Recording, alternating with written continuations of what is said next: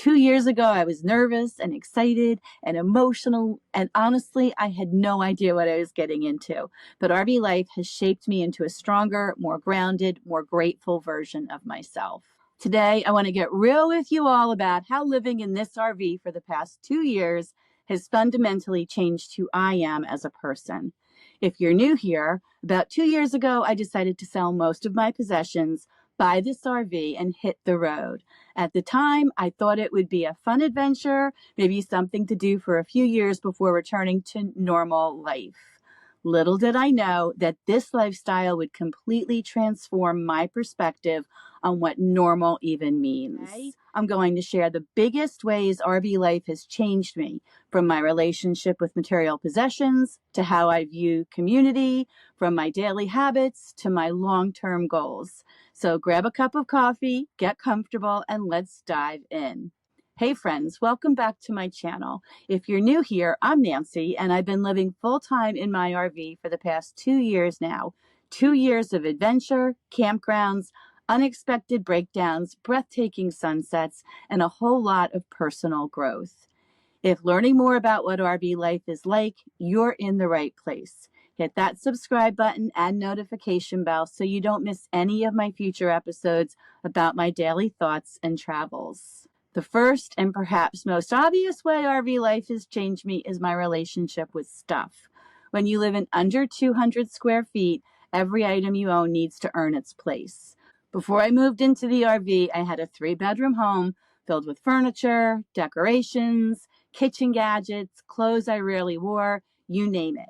I was constantly buying things I thought would make me happy or impress others. Shopping was literally a hobby.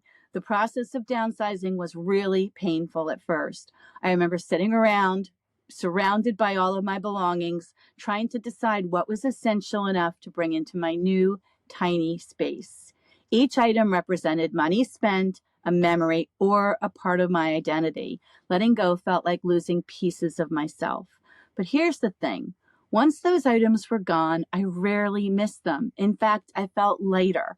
The mental burden of maintaining, organizing, worrying about all that stuff disappeared. Now I follow a simple rule. One thing in, one thing out.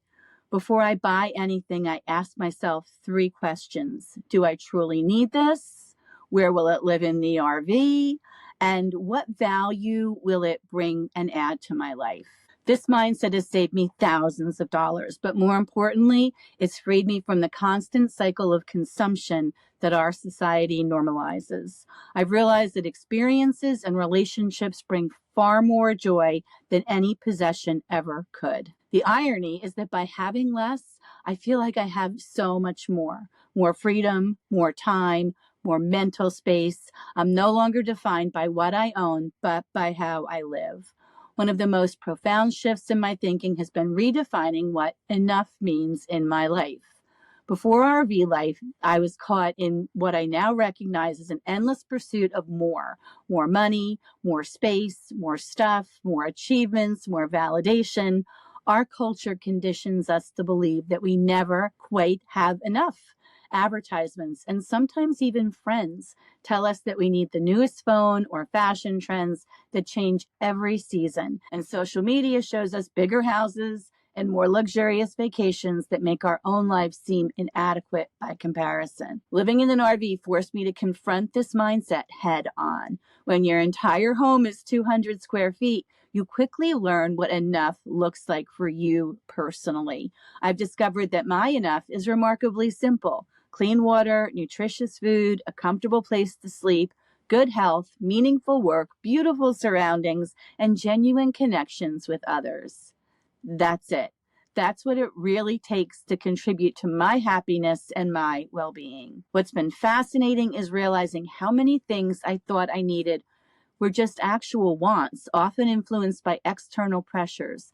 The distinction between needs and wants has now become crystal clear. This redefinition of enough has been incredibly liberating. When you know what's truly enough for you, you stop chasing what others think you should want. You become immune to FOMO, the fear of missing out. You find contentment in what you already have rather than anxiety about what you don't.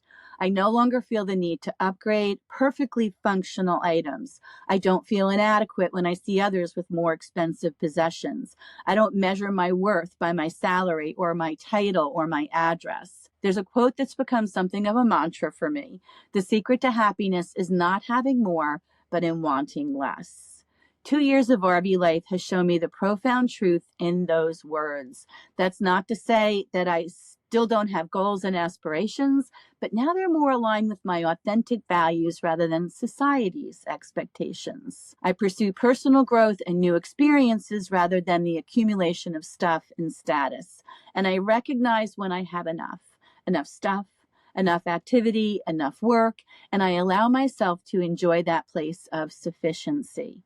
When I first hit the road, I was in hustle mode. I wanted to see everything. I was booking back-to-back sites, moving every few days. But somewhere around month 6, I realized I was still living in that rushed mindset I had in my old life.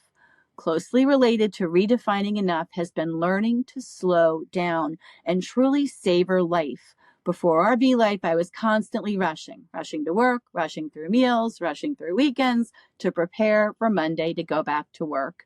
My calendar was packed with commitments, usually work commitments, and rest was something I scheduled in between productive activities. RV life forced me to break that cycle. When you're not tied to a conventional job, schedule, or social obligations, you start to question why you are always in such a hurry. I'm learning to structure my days around natural rhythms instead of artificial deadlines. I now give myself permission to spend an entire morning taking my dogs for a walk or reading a book by a lake. I've stayed an extra week in places simply because I wasn't done enjoying them yet.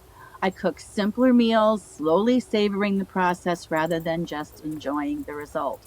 This slower pace has made me more mindful. I notice details I would have missed before, the way the scenery changes as I travel, the patterns of stars, stopping to watch and listen to the birds as they go about their days, or searching for the northern lights in the middle of the night with a compass and my iPhone. I appreciate small pleasures more intensely. A hot shower after days of boondocking, the perfect cup of coffee in the morning, a conversation with a stranger that turns into a friendship. Slowing down has also allowed me more time for spontaneity, the opportunity to enjoy unexpected time with people and to explore new places and things that were not necessarily on my itinerary. It's given me back the joy of being spontaneous that I thought I had lost a long time ago, the joy of a less structured lifestyle. Many times I'll be feeling sorry for myself and wondering how I will fill the entire day ahead of me. And I'll get a text or a phone call with the request to get out of the house for a while and just do something fun, which is productive in its own right as it helps me to clear my head. Unplanned spontaneity. I've learned to say yes more instead of always saying no because I was too busy or too tired. The most surprising thing about giving myself permission to slow down is how much more productive it's made me in the areas that truly matter. When I do work, I'm more focused. When I create, I'm more inspired. When I connect with others, I'm more present. By doing less overall, I'm doing what matters better. There's a quote that I think about often: nature does not hurry, yet everything is accomplished. Living close to nature has taught me the wisdom in these words. I've realized that many of my previous deadlines and time pressures were self-imposed or societally constructed, not actually necessities. Don't get me wrong, RV life isn't all peaceful sunsets and lazy mornings. There are stressful days and real responsibilities, but I've developed the ability to determine what generally deserves my urgency and what can unfold at its own pace. That discernment has been one of my greatest gifts. My nervous system thanks me daily. Living in an RV has completely transformed my relationship with the natural world. Before, nature was something I occasionally visited. A weekend hike here, a trip to the beach there. Now it's my backdrop, my neighborhood, and my constant companion. I've parked overlooking oceans, mountains, deserts, and forests. I've watched the sun rise over the ocean and set over the Gulf. I've fallen asleep to the sound of rain on the roof and woken up to deer grazing right outside my window. This proximity to nature has made me much more aware of its rhythms. I notice the phases of the moon now. I can read weather patterns. I understand how the position of the sun affects the temperature inside my RV. These are things I had never thought about when I lived in my sticks and bricks house. I've also become much more environmentally conscious. When you physically carry your water in and your waste out, you develop a deeper understanding of consumption. I'm acutely aware of how much water I use when I'm showering, how much trash I generate, and how much electricity my appliances consume. My carbon footprint has decreased dramatically, not just because I live in a smaller space that requires less energy to heat and cool, but because my entire lifestyle has shifted. I buy less and think more about my personal impact. This connection to nature has become central to my identity, and I feel a responsibility to protect these beautiful places that have become my temporary homes. And I find myself gravitating towards other people who share this value. RV life stripped away a lot of the noise. No more office commutes, no packed schedules. It's just me, nature, and a lot of quiet. I've had time to reflect, journal, meditate, heal, and even cry. Living in nature has grounded me in a way I never expected. I've learned who I really am without all the external pressures, and I found that I like her a lot. One of the biggest misconceptions about RV life is it's isolating or lonely. My experience has been the exact opposite. I found a type of community I never had in my stationary life, where I could go days without any meaningful interaction with my neighbors. The RV community is unlike anything I've ever experienced before. There's an instant connection, a shared understanding. We help each other back into tight spots, share tips about boondocking locations, loan tools, and celebrate holidays and birthdays together. What's unique about these relationships is their intensity and their fluidity. You might meet someone and become fast friends for a week while parked at the same campground and then part ways, only to reunite a few months later in a completely different state. I've learned to be more open to form connections quickly and to be comfortable with temporary relationships. At the same time, I've maintained deeper friendships with a handful of RVers whose travel patterns sometimes align with mine. As for my relationships with family and old friends, those have evolved too. The distance can be challenging, but when we do connect, it's intentional and meaningful. Technology helps. I video chat regularly with my family and close friends, and when I do visit in person, I am fully present, knowing our time together is limited. My RV life has taught me that community isn't defined by proximity or permanence. It's about genuine connection, mutual support, and shared values, regardless of how long it lasts. If there's one skill you develop quickly in RV life, it's adaptability.